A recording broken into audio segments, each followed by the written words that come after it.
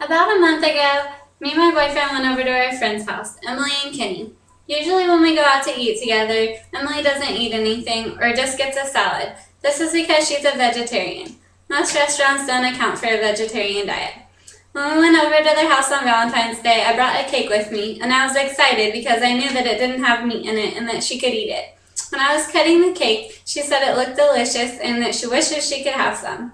This shocked me because I thought she could have some. She explained to me that she is the type of vegetarian that does not eat milk products or eggs, and the cake that we had eggs in it. This made me curious, so I read in my nutrition book about the different types of vegetarians. 3 main types of vegetarians are the vegan vegetarian, the lacto-vegetarian, and the ovo-vegetarian.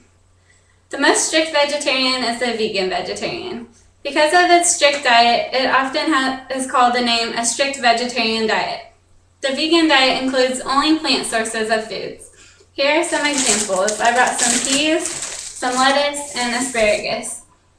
Many of you question how they cook without eggs. I had the same question, and so I brought my question to Emily. She told me that they use a substitute for eggs called flax. Flax is a phytochemical that you mix with water and it produces the same solution as eggs. She made cookies for me and they tasted the same as normal cookies.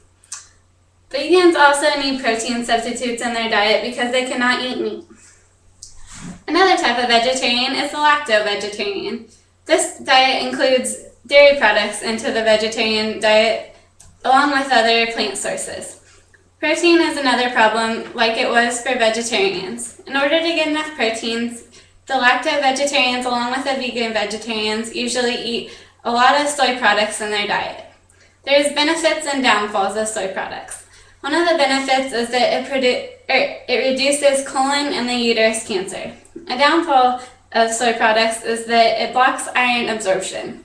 Iron absorption is very important for vegetarians because they normally don't get as much as normal people do because a lot of iron comes from meat products. One way around this problem is to eat a diet rich in vitamin C. Vitamin C fruits help the absorption of iron. One example of a vitamin C rich food is leafy green vegetables. Another way around getting enough iron is to include supplements in your diet. The problem with supplements is that they usually have a great amount of one nutrient and they block the amount of other nutrients in your diet. The last of the 3 diets is the lacto-ovo diet. This is the least strict out of the vegetarian diets, and it includes egg products and dairy products. Here I have some eggs and some cottage cheese. It excludes flesh, poultry, and seafood from their diets.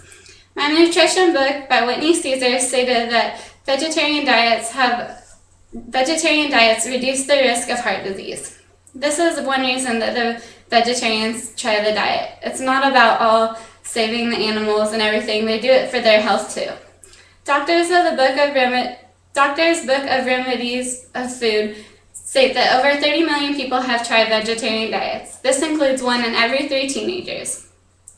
Now that you're informed of the several vegetarian diets, I encourage you to try to make goals for a healthy lifestyle for yourself. I'm not saying that you should switch over to a vegetarian. I'm just saying that you should make simple goals and sub-goals, such as every time you go to the grocery store, try to include whole wheats and plant sources in your diet. You might also make a sub-goal of trying to have one vegetarian meal in your diet per week.